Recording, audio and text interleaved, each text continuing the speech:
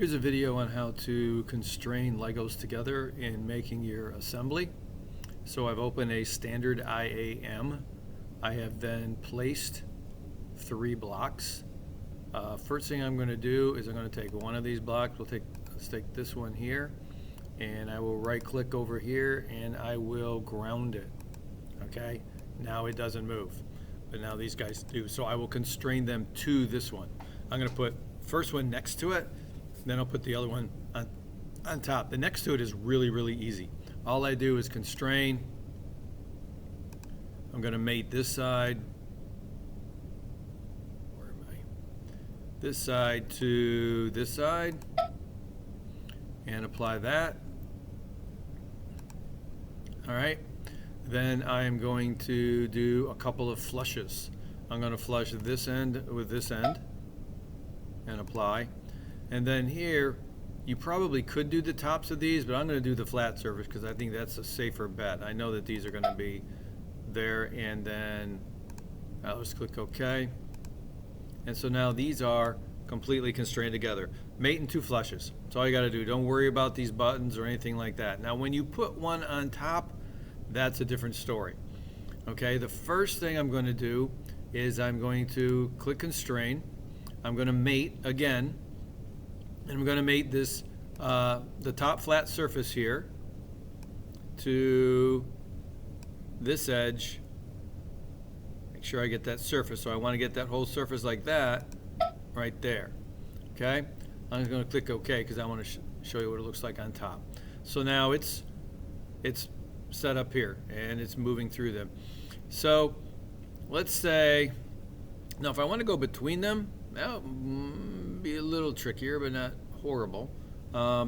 This is where we're going to actually use, I'm going to show you how to do a new constraint, but for now I'm going to do it right here because I think that's what most cases are.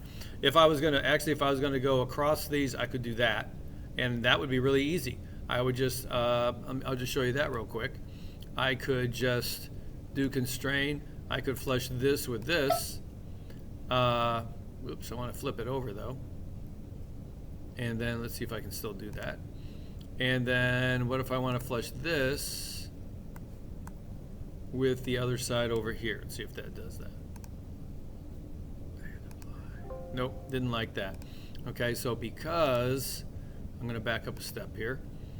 So basically what I want to do then, I could do for this, I could do a free rotate kind of thing, and then I could do a flush of this with this.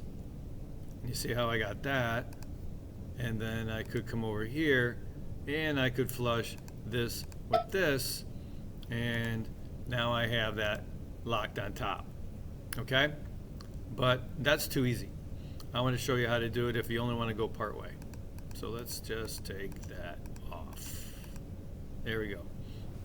So instead, you know, typically you want to put something, you want to do it offset like this. Okay? And that's where it's a little, there's one extra thing here. There's a couple of ways you can do it. I'm going to show you both ways. So for one of these, I've already, let's see, I think let's see if I have yet. See, I can click this over here and see, no, I backed up out of all of my constraints. So I'm going to again mate this surface with this. Flip it back around. Okay, now I am going to flush this and this to even it up. And then here's one way of doing it. Well, what you have here is, let me cancel this. So now I can just slide back and forth. Now if I want to have it right here, you can't see it, but on the back, the edge, the tangent edge of this, of right here is touching the inside of that. So I can do this. If I move this all the way off so I can see it, I can constrain. Here's tangent.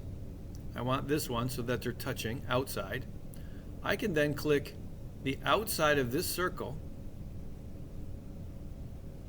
I think. Let's find out. And I can click the inside of this. Let's see what that looks like. Boom. You can even see the little circle there. Okay? So I can click OK. That is now locked in there. And if you look at it from the front, you'll see that it is in fact centered. So that's a tangent. That is this guy right here to do the circle to the inside. Now, there is a less clean way, less accurate way that I'll show you, and because it's a useful thing for everything we do here.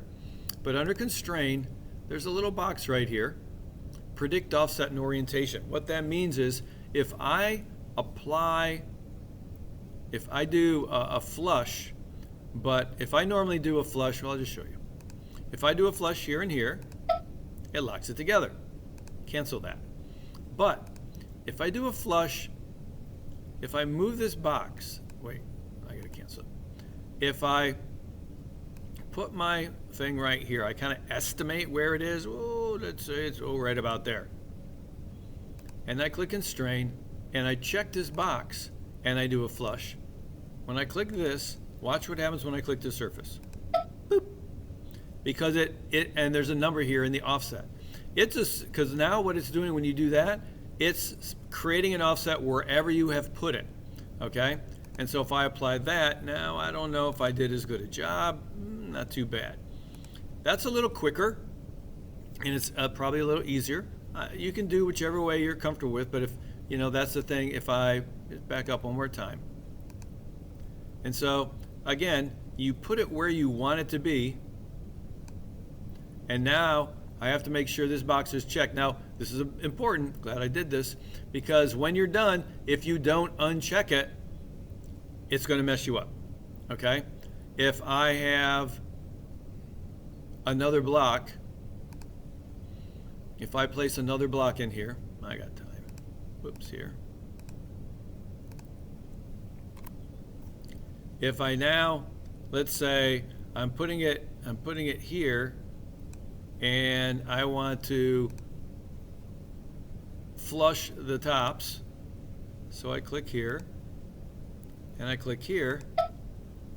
Oh, look at that. See, now I am offset because it thinks I want it out there because I didn't uncheck it.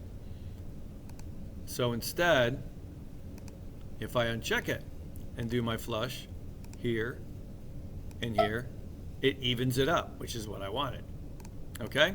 So just be aware of that. If you're going to use this method, make sure that you uncheck it when you don't want it.